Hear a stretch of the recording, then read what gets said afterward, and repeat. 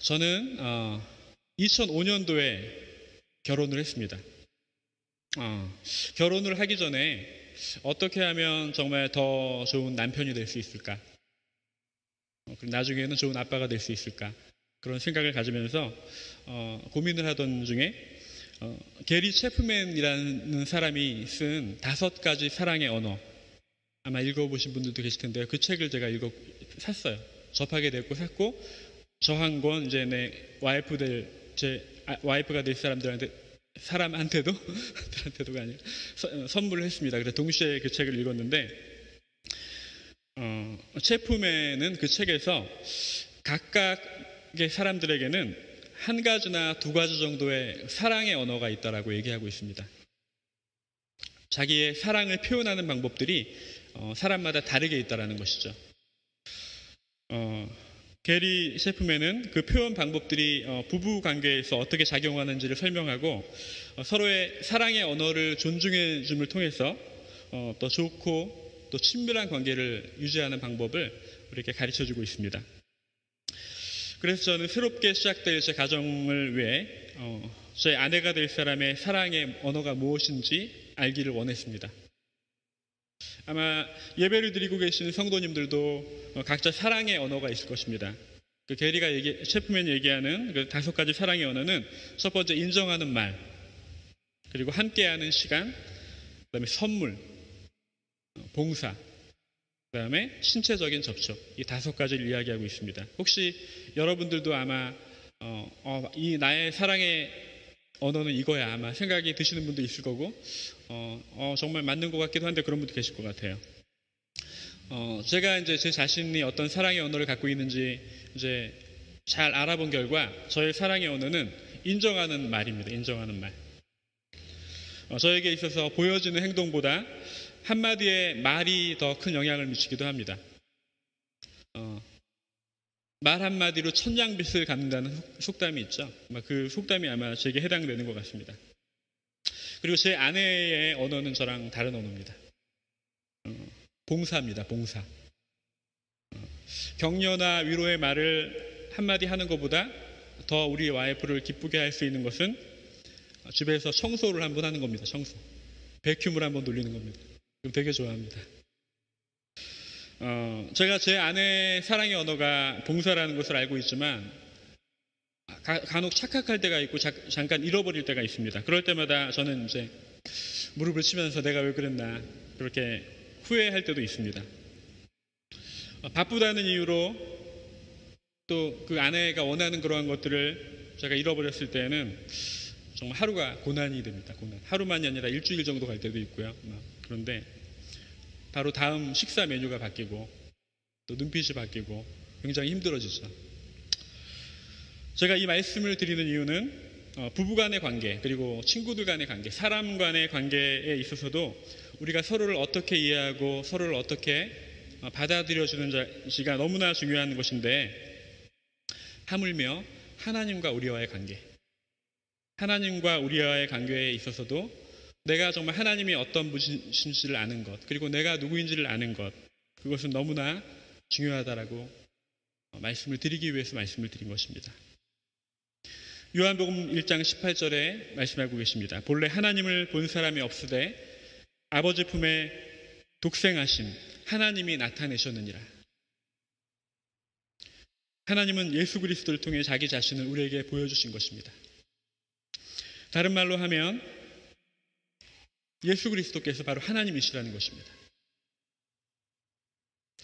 하나님께서는 예수 그리스도를 통해 이 땅에 오셨고 자기 자신을 우리에게 나타내셨습니다. 우리가 죄인 되었을 때에 우리에게 먼저 찾아오셔서 우리를 사랑하시고 우리의 죄를 용서해 주신 것입니다. 우리가 이 예수님이 어떤 분인지를 바로 이해할 때 우리는 예수님과 더 바른 관계를 가질 수 있고, 그 관계를 통해서 우리가 예수님을 아는 만큼 더 잘 섬길 수 있을 것입니다. 오늘 우리가 읽은 성경 말씀은 한 중풍병자에 대한 이야기입니다. 예수님 당시에도 예수님이 누구신지에 대해서 바로 알지 못하는 사람들이 참 많이 있었던 것 같습니다. 그래서 예수님은 이 중풍병자의 이야기를 통해서 자기 자신이 어떤 분인지 우리에게 말씀해주고 계십니다. 먼저 오늘 읽은 성경 본문이 어떤 내용인지 설명을 드리겠습니다. 예수님께서 가버나움에 가셨습니다. 그리고 사람들은 예수님께서 오셨다는 소식을 들었습니다. 예수님이 오셨다는 소식을 들은 사람들은 하나둘씩 모여들기 시작해가지고 그 장소에는 발 디딜 틈이 없을 정도로 많은 사람들이 모여들었죠. 그리고 예수님이 계신 방 안에 이상한 일이 벌어집니다. 무슨 소리가 나서 천장을 봤더니 아무 일이 일어나고 있지 않는 것 같습니다. 그런데 잠시 후 다시 천장을 보니까 지붕에 구멍이 나 있는 거예요. 지붕으로 이제 하늘이 보입니다. 한번 상상해 보세요. 예배를 드리고 있는데 구멍에 뚫리더니 하늘이 보인다고 상상해 보십시오. 황당한 일이죠. 그리고 만들어진 구멍을 통해 침상이 하나 내려옵니다. 중풍병자의 친구들이 예수님께 오면 누구든지 고침을 받을 수 있다라는 소식을 듣고 혼자 올 수 없는 그 친구를 데리고 온 것입니다. 그리고 매우 흥미로운 일이 일어납니다. 예수님께서 중풍병자의 믿음을 보시고 그 친구들과 중풍병자에게 말씀하십니다. 아들아, 내 죄가 사함을 받았다. 다른 트랜스레이션에 보면은 친구여, 내 죄가 사함을 받았다 라고 말씀을 하십니다. 그 사람들에게도 예수님이 하신 말은 참 이상한 일일 수도 있습니다. 왜냐하면 중풍병자는 예수님을 왜 보러 왔겠습니까? 치료받기 위해서 왔는데 예수님께서는 중풍병자의 병을 고쳐주시기에 앞서 먼저 아들아, 내 죄가 사함을 받았다 라고 말씀하시기 때문입니다. 만약 여러분들이 중풍병자라면 어땠을 것 같습니까? 아마도 그 중풍병자는 예수님, 내 팔은요, 내 발은요, 저 이것 때문에 왔어요. 아마 이렇게 되물을지도 모를 것 같습니다. 하지만 예수님께서는 그 중풍병자의 정말 중요한 부분을 보시고 계셨습니다. 그 중풍병자에게는 자신의 마비된 팔과 손보다 더 먼저 해결돼야 되는 문제가 있었던 것이죠. 더 중요한 문제는 그 중풍병자가 하나님 앞에 죄인이라는 것입니다. 팔, 다리가 치료되는 것보다 더 중요한 것이 죄의 문제의 해결이었던 것이죠. 성경에 보면 예수님은 중풍병자에게 후자야, 내 죄가 사함을 받았느니라 라고 말하고 있습니다. 영어 성경에서는 아들아, 친구라 라고 번역한 곳도 있습니다. 성경의 원어를 보면은 이 후자라고 되어 있는 것은 어린아이라는 뜻입니다. 어린아이. 성경에서 그 중풍병자의 나이가 나와 있지는 않지만 이 원어를 봤을 때 어린 사람이라고 추측할 수 있습니다. 그저 순수하게 보이고 착하게 보이고 때묻지 않고 그런 어린아이. 그런 어린아이라고 할지라도 하나님 앞에서는 해결돼야 될 문제가 있는 것입니다. 모든 인간들은 죄인이라는 것이죠. 의는 없되 하나도 없는 것입니다. 몇 달 전 제 아들이 다니는 학교에서 그랜드 페런츠 데이를 했습니다. 할머니, 할아버지를 다 모셔놓고 이제 앞에 나와서 춤도 추고 노래도 하고 많은 할머니와 할아버지들이 모였고 그리고 부모님들이 학교에 모였습니다. 모닝티 시간에 한 할머니를 만나서 잠깐 이야기를 할 수 있는 기회가 있었습니다. 그 할머니는 자기 자신을 카톨릭 신자라고 소개했습니다. 그리고 암에 걸렸었는데 그 암을 이겨내고 지금 너무나 건강하게 살고 있다라고 이야기했고요. 더불어서 이제 자신이 재산을 어떻게 모았는지, 지금 예전에는 굉장히 가난했는데 지금은 내가 굉장히 부자가 됐다라고 자기의 삶을 간단하게 저에게 이야기해 주셨습니다. 카톨릭 교회를 다니고 있는 분들의 아마 전형적인 그러한 예를 제가 이분을 통해서 본 것 같습니다. 스스로의 힘으로, 그분이 제게 말씀하시는 것은 스스로의 힘으로 열심히 노력한 결과 이런 행복한 삶을 살고 있다고 말씀하신 것이죠. 간단하게 요약하면 자신은 좋은 사람이었고 그랬기 때문에 하나님께서 나를 도와주셨다라는 것입니다. 이러한 분들에게는 한 가지 문제가 있습니다. 자신의 선행이 자신을 구원해 줄 것이라고 믿고 있는 것이죠. 그래서 그들은 날마다 좋은 사람이 되어야 합니다. 자신의 행동에 따라서 구원받을 수도 있고 구원받지 않을 수도 있기 때문이죠. 그래서 그런 분들에게 물어보면 많은 분들이 구원에 대한 확신이 없습니다. 아직은 나 지금 죽으면 천국 못 갈 것 같아. 내가 너무 이렇게 착한 일을 많이 안 했기 때문에 좀 더 해야 돼. 항상 조금 더 해야 돼. 그런 결핍 속에서 살아가고 있습니다. 구원에 대한 확신이 전혀 없는 것이죠. 예수님을 잘못 알고 있기 때문입니다. 구원은 오직 예수님으로만 말미암은 것입니다. 구원은 나의 행동과 나의 선행과 나의 삶에 어떤 드려질 수 있는 그런 것들로 받을 수 있는 것이 아닙니다. 우리가 값을 치를 수 있는 것이 아닙니다. 여러분들은 우리가 본 이 중풍병자와 이 할머니의 차이가 무엇인지 아시겠습니까? 우리는 우리 자신의 어떤 행위를 통해서 구원받지 않았습니다. 구원은 전적인 하나님의 은혜입니다. 아들아, 내 죄가 사함을 받았느니라. 우리는 불완전한 죄인이지만 예수님께서 우리의 죄를 대신 지셨기 때문에 구원받을 수 있는 것입니다. 선행은 주님께서 우리를 구원해 주신 것에 대한 감사의 마음으로 하는 것이지 구원을 받기 위해서 우리가 선행을 하는 것은 아닙니다. 성경은 이야기합니다. 사람의 모든 행위가 보기에는 깨끗하여도 여호와는 그 심령을 감찰하시느니라. 여러분들은 지금 어느 편에 서 계십니까? 구원을 받기 위해 무엇인가 더 해야 될 것 같습니까? 아니면 예수님을 통해 예수님께서 이루신 그 구원을 확신하고 그 확신으로 살아가고 계십니까? 여기 계신 모든 성도님들은 모두 주님의 전적인 은혜로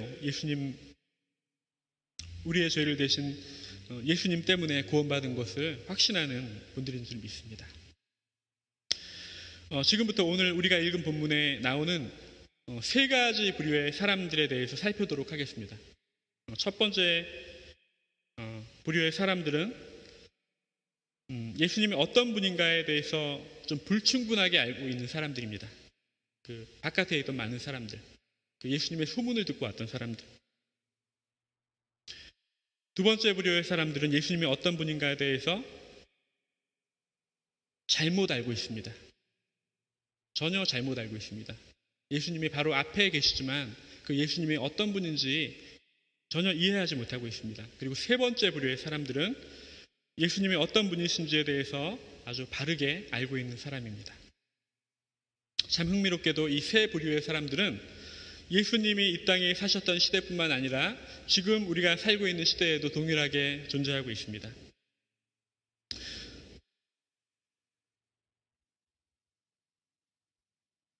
예수님이 오신다는 소문을 듣고 많은 사람들이 가버나움에 모였습니다.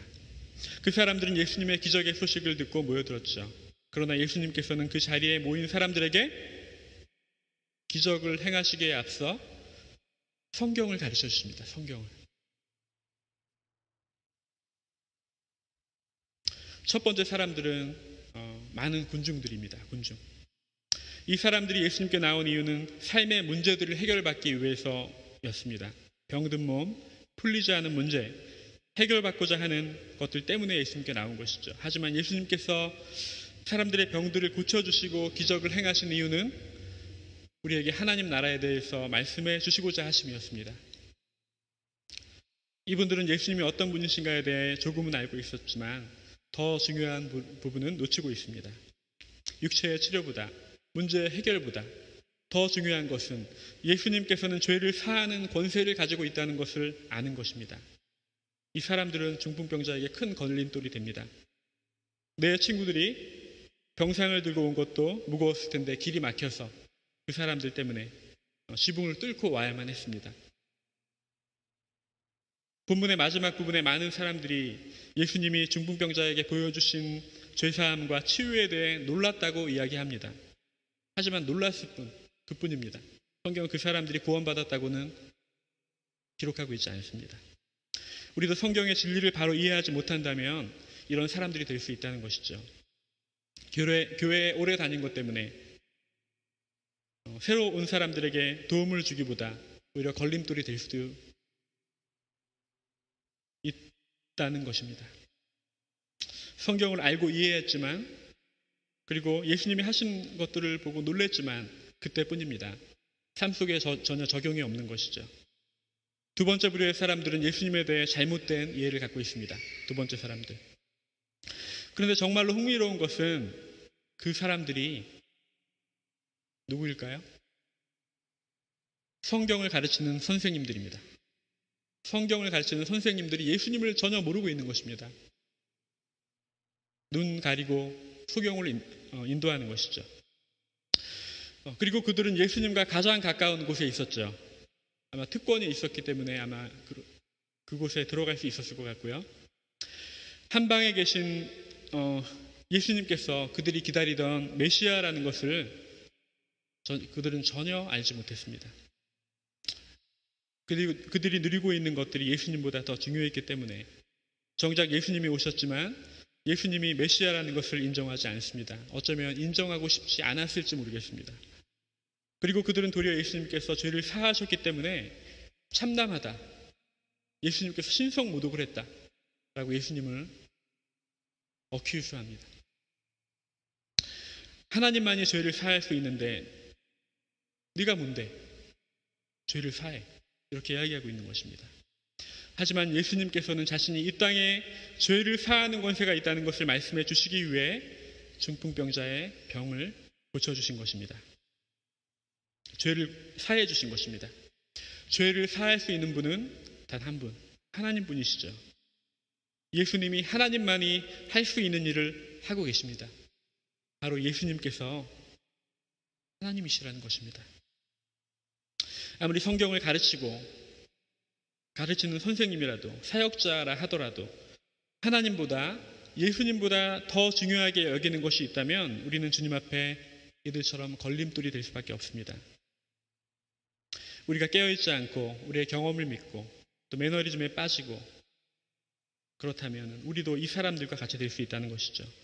우리가 알고 믿는 만큼 하나님을 신뢰하고 또 믿음과 우리의 삶이 하나가 되는 그런 삶을 살아야 된다는 것입니다. 이 세 번째 부류의 사람들은 예수님에 대해서 아주 바르게 알고 있습니다. 오늘 우리가 읽은 본문에 수많은 사람들이 등장을 합니다. 하지만 예수님께서는 단 한 사람에게만 죄사함을 받았다라고 말씀하십니다. 바로 그 중풍병자에게. 예수님의 그 죄사함을 받은 사람들은 예수님의 소문을 듣고 먼 길을 걸어왔던 건강한 사람들이 아니었고요. 또 사람들에게 성경을 가르치는 그런 사람들이 아니었습니다. 단지 다른 사람의 도움이 없이 아무것도 할 수 없는 그 중풍병자, 예수님께 나올 수조차 없었던 그 중풍병자, 그 한 사람이 이 본문에 구원을 받았다, 죄사함을 받았다라고 이야기하고 있는 것이죠. 예수님께서는 그 중풍병자에게 말씀하십니다. 아들아, 내 죄가 사함을 받았다. 놀랍지 않습니까? 무엇이 이 중풍병자를 구원받을 수 있게 했을까요? 성경 말씀을 보면 예수님께서는 그 안에 있는 믿음을 보셨다고 합니다. 그 믿음은 예수님 안에서의 믿음, faith in Christ입니다. 그 믿음은 아무것도 할 수 없는 팔과 다리가 마비된 사람이라도 구원으로 인도하십니다. 이 믿음은 우리가 믿으려고 하는 그 우리 인간의 의지적인 그런 믿음이 아닙니다. 예수님 안에서의 믿음, 예수님의 그 faithfulness, 그로 인해서 우리가 구원을 받을 수 있는 것입니다. 예수님께서는 아무 대가도 없이 관대하게 중풍병자에게 구원을 베푸십니다. 그 중풍병자 안에 있던 예수님을 향한 그 믿음, faith in Christ 때문이죠. 어찌 보면 우리도 이 중풍병자와 똑같은 사람들일지 모르겠습니다. 예수님을 통해 선물로, 우리가 무엇을 했기 때문에 구원받은 것이 아니라 선물로 구원을 받은 사람들입니다. 그런데 이 구원은 여기서 끝나지 않죠. 예수님께서 중풍병자에게 말씀하십니다. 내가 내게 이르노니 일어나 내 상을 가지고 집으로 가라. 그 중풍병자는 일어나 자신의 짐을 들고 집으로 갑니다. 죄사함을 받았을 뿐만이 아니라 육신의 병까지 치료를 받은 것이죠. 이 사건은 예수님이 어떤 분이신지 우리에게 확실히 이야기해 줍니다. 예수님은 하나님과 동일한 분, 예수님은 하나님이십니다. 그리고 그분은 이 땅에서 죄를 사할 수 있는 권세가 있는 분이십니다. 에베소서 1장 7절은 말합니다. 우리가 그리스도 안에서 그 은혜의 풍성함을 따라 그의 피로 말미암아 구속 곧 죄사함을 받았느니라. 하지만 우리가 기억해야 될 것이 있습니다. 예수님께서는 우리가 크리스찬이 되었을 때에 우리의 모든 것들을 해결해 주시고 또 모든 병을 고쳐주시고 무엇을 하든 성공할 것이다 라고 약속하셨나요? 그렇게 약속하지 않으셨죠. 크리스찬들에게도 고난은 옵니다. 그리고 죽음은 누구도 피할 수 없는 것이죠. 하지만 우리는 구원의 확신과 소망을 갖고 사는 사람들입니다. 중풍병자가 육체의 병까지 고침을 받은 것처럼 우리의 모든 것들을 다 해결받는다면 참 좋겠죠. 그러나 기억하십시오. 우리가 죄사함을 받고 영원한 천국을 소망하며 살아갈 수 있는 것보다 더 큰 축복은 없습니다. 우리가 그 소망을 갖고 살아간다면 무엇이 무섭겠습니까? 사도 바울은 이야기합니다. 내가 확신하노니 사망이나 생명이나 천사들이나 권세자들이나 현재일이나 장래일이나 능력이나 높음이나 깊음이나 다른 어떤 피조물이라도 우리를 우리 주 예수 그리스도 안에 있는 하나님의 사랑에서 끊을 수 없느니라. 우리가 갖고 있는 고난은 오히려 우리가 하나님을 더 의지할 수 있도록 도와주고 천국에 대한 소망 가운데 우리의 믿음을 더 굳게 세워줍니다. 사도 바울은 또 이야기합니다. 생각하건대 현재의 고난은 장차 우리에게 나타낼 영광과 비교할 수 없도다. 말씀을 정리하겠습니다. 예수님께서는 우리에게 가장 중요한 것을 말씀해 주셨습니다. 예수님께서는 우리의 죄를 해결해 주시는 분이십니다. 이 죄사함의 경험은 우리 삶 가운데에서 한 사람의 삶 가운데에서 가장 중요한 것입니다. 무엇보다 중요한 것입니다. 이 모든 것들은 예수님 안에서만이 가능한 일입니다. 예수님께서만 우리 죄를 용서해 주실 수 있는 것입니다. 설교 처음에 5가지 사랑의 언어에 대해서 말씀드렸습니다. 여러분들도 아마 한두 가지 갖고 있을 것이고요. 제 사랑의 언어가 뭐라고 그랬죠? 기억하십니까? 인정하는 말이라고 했습니다. 그런데 하나님께도 이 사랑의 언어가 있을까요? 전 하나님께도 이 사랑의 언어가 있을 것 같습니다. 그렇다면 그 사랑의 언어가 무엇일까요? 인정하는 말, 함께하는 시간, 선물, 봉사, 신체적인 접촉, 그런 것들은 아닐 것입니다. 예수님의 사랑의 언어는 바로 예수 그리스도입니다. 우리 죄인들이 하나님 앞에 담대히 나아갈 수 있는 이유는 바로 예수님께서 우리 죄를 지시고 그로 인해 우리가 하나님 앞에 용서받은 죄인이 되었기 때문입니다. 우리가 받을 수 있는 가장 큰 축복과 은혜는 부도, 건강도, 그럴듯해 보이는 삶도 아닙니다. 바로 예수님으로 인해 죄인이 되었던 우리들이 용서받았다는 것입니다. 이 구원의 은혜가 삶 속에 가득하고 또 그 은혜를 나누시는 우리 사랑하는 애쉬필드 교회 모든 성도님들이 되시기를 기도합니다. 기도하겠습니다.